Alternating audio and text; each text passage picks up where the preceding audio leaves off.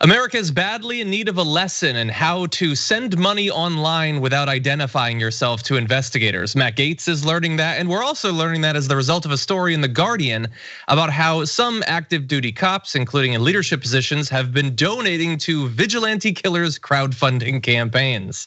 We have a data breach to thank for this at GiveSendGo, a Christian crowdfunding website that's revealed that serving police officers and public officials have donated money to both the vigilante murderers, far-right activists, and fellow officers accused of shooting Black Americans.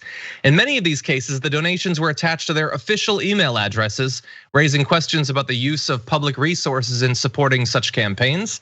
The beneficiaries include Kyle Rittenhouse, who stands accused of murdering 2 left-wing protesters in Kenosha last August. According to data from the site, he raised nearly $600,000 between the end of August and the beginning of January. One of those donations, which was for $25, was made on the 3rd of September last year, anonymously, but associated with the official email address for Sergeant William Kelly, who currently serves as the executive officer of internal affairs in the Norfolk Police Department in Virginia. You really got to wonder what GiveSendGo thinks anonymous means when they still list the person's email address. But anyway, he left a comment saying, "God bless, thank you for your courage, keep your head up, you've done nothing wrong, every rank and file police officer supports you, don't be discouraged by actions of the political class of law enforcement leadership." Which is very sweet until you remember, oh wait, the reason that he knows who Kyle Rittenhouse is because Kyle Rittenhouse went somewhere he didn't belong with a gun he never should have had to kill 2 people. And then just drive away as if nothing happened. Yeah, it's really disturbing. First of all, I just have to say, it really is shocking to me how many police officers and public officials wanted to do something that they wanted to keep anonymous, but then still use their official work email address. So first of all, terrible idea. If you're trying to do something or give money to someone and be anonymous, maybe don't use your work email address, just a thought. But I really think that something that this really shows, all of these public officials and police officers donating money to someone who's accused of killing 2 people. When you think about policing, these are people who cannot be reformed. We talk so much about the criminal justice system and reforming it. You can't reform something that is this broken. These people are showing us who they are, and the whole thing is rotten. And I also think that, we talk a lot about bad apples, this is one person, this and that. These people who are racists, they are working with your kids in schools, they are patrolling our neighborhoods. This is how they feel.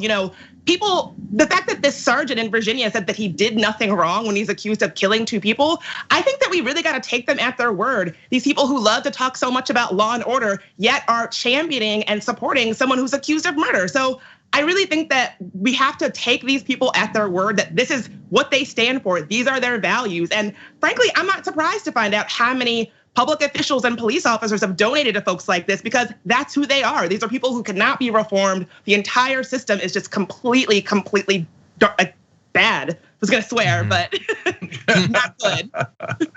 Well, we appreciate you didn't.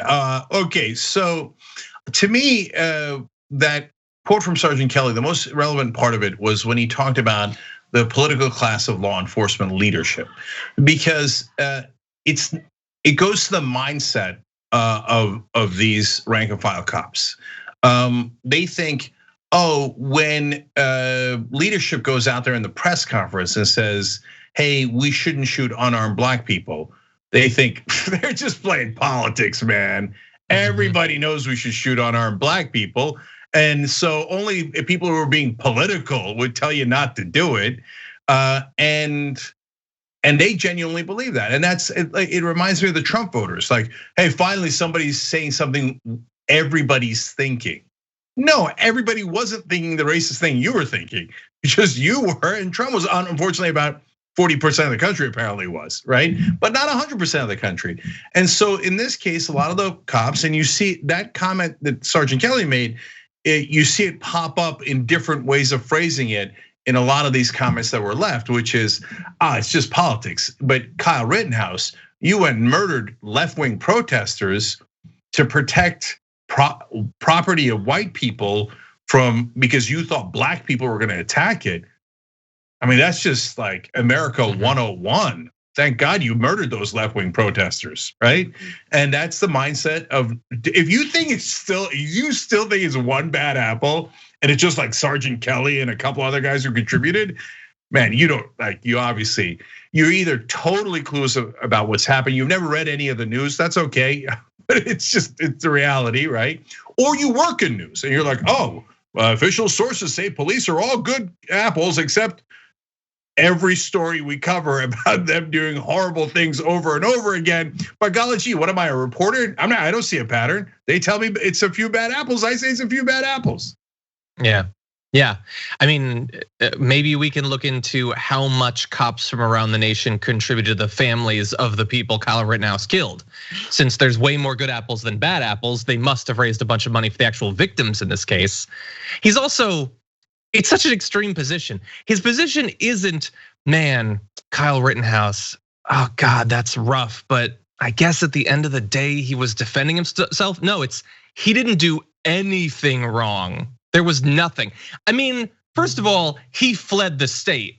That seems wrong. Even if you believe that he should have killed the people, he did try to not get caught, which seems kind of wrong. But anyway, Brett also wanted me to let you know that as bad as it would be for a guy in internal affairs in a police department to be this horrendously wrong about murder, this is also the area where the Army lieutenant had guns pulled on him. I don't know that this is the police department that is going to be investigating that, but it is not impossible to think that this is the sort of person that looks into use of force incidents to determine if they were acting appropriately, when this guy thinks blatant murder and then fleeing the scene is appropriate behavior. More than appropriate, it's worthy of hundreds of thousands of dollars of crowdfunding. In any event, there are a number of other donations going to different cops, including the cop that shot Jacob Blake. And if you want, on The Guardian, they break down many of these cases. But this is a big thing. Huge amounts of money are changing hands. And it just continues, I think, the thread that we saw with Kyle Rittenhouse a couple of months ago, where he was getting like deals with like online companies and things like that. People want to have these vigilantes on their shirts. They really do admire and look up to the people who are willing to go and kill.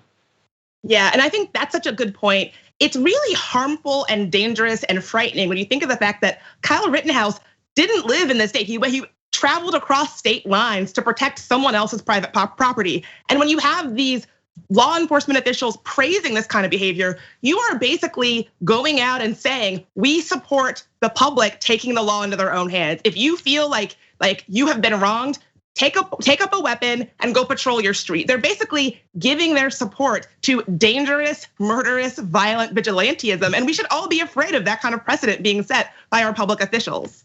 Well, and of course, Bridget, it's only one-way street, right? So imagine if black people had taken up arms, gone to a right-wing protest, murdered a couple of right-wing protesters, and then fled the scene.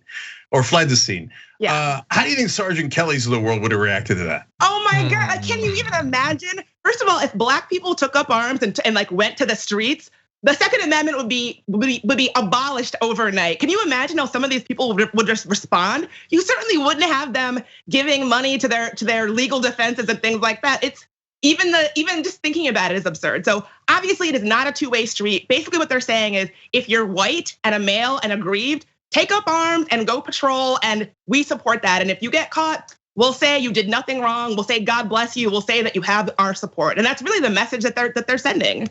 Yeah. And speaking of fleeing, Jacob Blake was shot in the back 7 times. That's what started this in the first place. And all those right wingers and all those cops said he had it coming. He was going towards the car. There might have been a weapon in the car, and later, in hindsight, we found a knife somewhere in the car to justify a shooting. We never saw the knife. We never, we just saw a black man who turned his back, so we shot him 7 times. And they're like, well, he had it coming. He was fleeing. Dante Wright just killed for fleeing. Kyle Rittenhouse flees. You did nothing wrong. And Kyle Rittenhouse wasn't unarmed. And Kyle Rittenhouse actually did kill people. And they're like, well, of course, fleeing makes sense. I mean, there's left wingers, there's black people there. Poor guy, right? And so I'm not remotely surprised to see cops all across the country supporting Kyle Rittenhouse, even though he's a vigilante. And as Bridget pointed out, that should be among the top people that law enforcement is concerned about. But it's more about race than it is, of course, about actual rules and precedent and any of that stuff. And by the way, of course, they sent money to Rustin Shesky as well, who's the officer who shot Jacob Blake. So the huge percentage of that police department and other police departments across the country are like, attaboy, way to shoot him in the back. Okay, you did nothing wrong. Anyone who thinks you shouldn't shoot a black man in the back for 7 times is playing politics. Yeah, and how many other professions can you think of where when someone is accused of doing something wrong, so when an educator does something wrong, how many professions are there where it's completely normal for your other coworkers to sort of rally around you and support you in that wrongdoing? Usually when someone is outed for doing something bad on the job, their coworkers want them to be outed so that they don't tarnish the rest of the profession. Sure. I think it's really interesting how we've just accepted that when a police officer shoots and kills somebody, that other police officers just support them and rally around them and go out of their way to make it clear that they don't think anything bad happened. Yeah, no, I love that point by Bridget, and never really thought about it that way. It's not like if you found a child molester who's a dentist, all other dentists would be like, way to go, man. Okay, no, we got a thin dentist line, and we're all gonna rally around him. There's only 2 professions, cops and apparently coaches. Or some people involved in athletics. Man, they cover up for doctors and coaches and etc. And that's unfortunately a giant pattern as well. And by the way, Jim Jordan, a wrestling coach, covered up for rampant child molestation of a fellow coach. Why? Boy, I mean, they probably had it coming, right, man? Yeah, that'll show them, right? And so that, let alone apparently all the people who knew about Matt Gaetz in Congress. He was showing the pictures to half the people in Congress. Nobody ever did anything. So what's the pattern here? Pattern is powerful right-wing white men who cover for each other, saying there isn't anything that we could do that we would consider wrong, because we're not judging based on the merit of your character or your actions.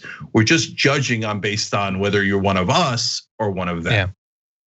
I just want to throw out one other number before we go probably to our second break.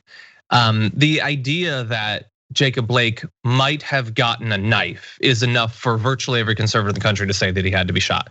They don't really complete the thought. They just want you to believe, without them having to say, that Jacob Blake was totally going to go into the car, get a knife, and then he was going to rush at an armed police officer to stab the police officer to death. That's presumably what he was going to do. They don't want to say that because that sounds insane, but and because someone might get a knife is enough that obviously you should just start shooting people in the back if you think they might have something. I'm looking at the numbers in the Officer Down Memorial page for 2020. There were 343 deaths in the line of duty. 222, 2/3 were from COVID. They don't give a damn about, it's 5 times the number from all gunfire. But they don't care at all about doing anything to limit those numbers. Like, they won't even put cloth on their face to get those numbers down. But they believe that you should be able to preemptively murder people because of what were there, like 4 stabbings or something? I don't know. It's just weird what we consider to be threats and what we think is worth actually acting to stop. Thanks for watching the Young Turks. We really appreciate it. Another way to show support is through YouTube memberships. You'll get to interact with us more. There's live chat emojis, badges. You've got emojis of me, Anna, John, JR. So those are super fun. But you also get playback of our exclusive member-only shows and specials right after they air. So all of that, all you gotta do is click that join button right underneath the video. Thank you.